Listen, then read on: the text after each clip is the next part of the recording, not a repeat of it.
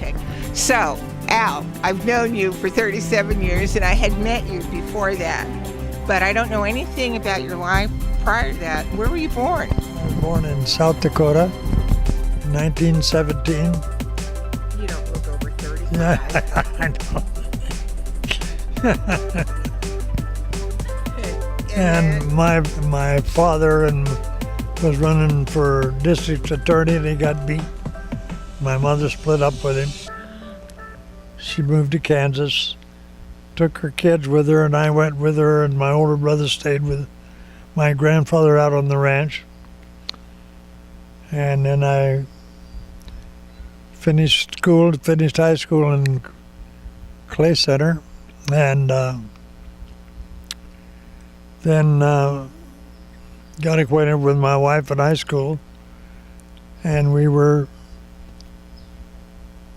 kind of in love, and so I hitchhiked to California, and then I was going to send her and get married. And what happened? That's exactly what happened later on that summer. I got $35 together after I went to work, and that was what it cost to get her out here. And where were you working? I'm working for Clover Valley Lumber Company in Lawton, California, making 50 cents an hour, 48 hours a week. Wow. 24 bucks. Good money in those days. Yeah. My rent was $15 a month. So how'd you wind up in San Jose? That's another story. Tell me. Tell me.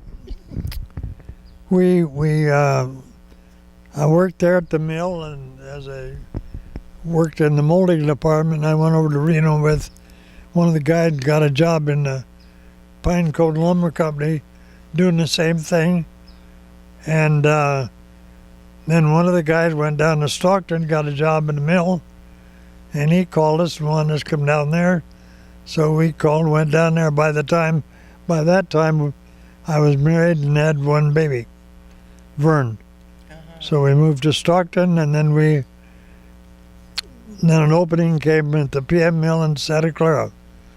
And in 1941, in January, I took a job as a cutter over in PM mill in Santa Clara. 77.5 cents an hour, big raise. Hey, that's almost 50%. $33 a week. Yeah. 40 hours.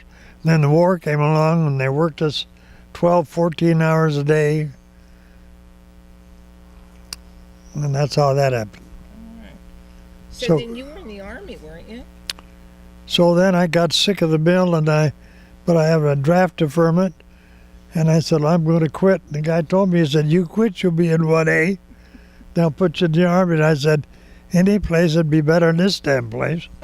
So I quit, and 6 weeks I was in 1A. So then I packed my family up and took them back to Clay Center, Kansas, and went back there, and 6 months later I was in the Army. And where were you? And that was in 44. And by the time I had training, I went through basic training in New Orleans, and when the bomb went off, that's where I was, New Orleans. So they deactivated us, shipped us out to Camp Stoneman in Pittsburgh, California, put us on a troop ship, and sent us as occupation forces in Korea, South Korea, after the war was over. So we were occupational forces over there. So we could cash money in and send all the money home we wanted to, till the government caught up with them. I was shot in a beer chaser, so I was so sick I couldn't stand it. So I went in there, and Ambrose was there, the guy that ran the bar. He knew me, and he knew Bernice and the family, because we go over there a lot of times on weekends.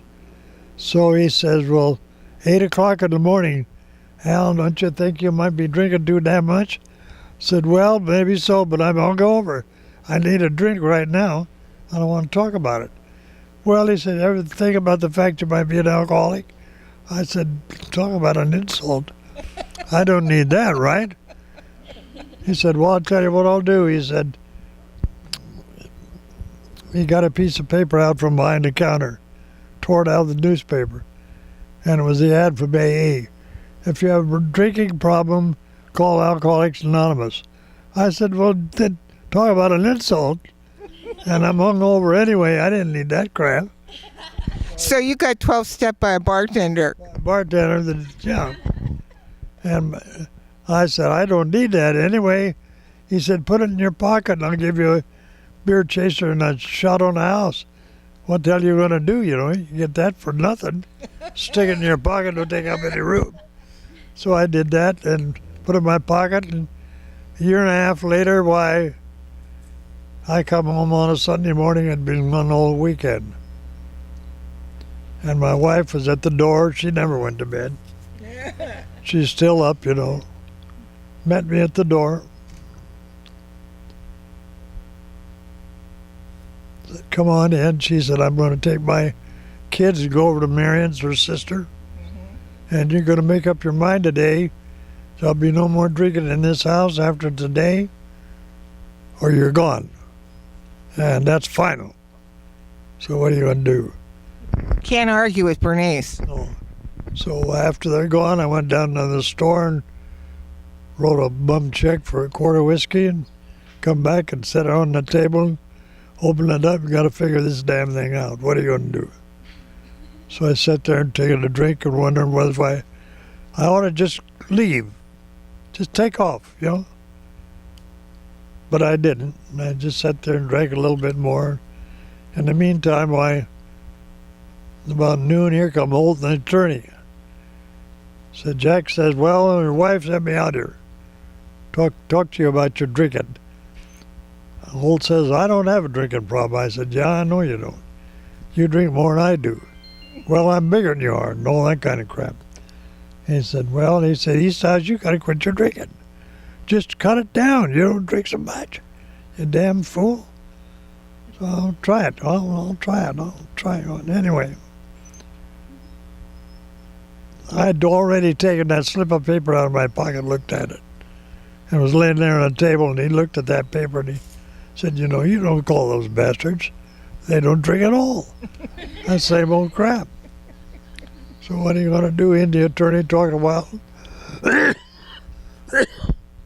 They got up and left. And I studied that and finally made a decision. I'll call him, guys. I'll have Bernice call him so they get here. As soon as he gets home, she can call him.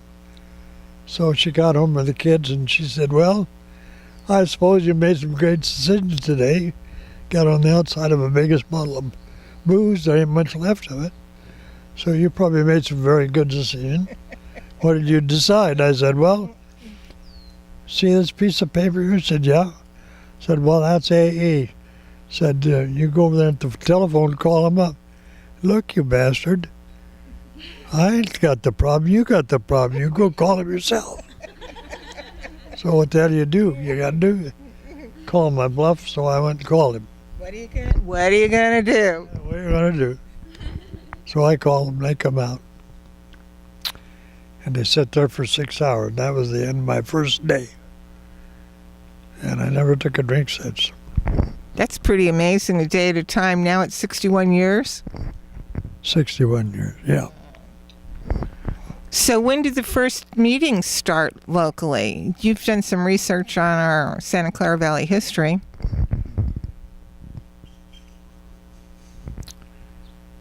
Well, Mickey Carter worked for the National Geographic Association, traveled the world, and he had a little TV program and radio program in New York, and he went to Africa and gathered information, and he lived in Los Gatos, and they, in the meantime, moved to Willow Glen, and his drinking got so bad that his wife finally got a hold of AA in New York, and they sent him a book and told him he could go to a meeting in Oakland. And so he and his wife went to Oakland to a meeting. There was a meeting up there, I think it was off of 14th Street.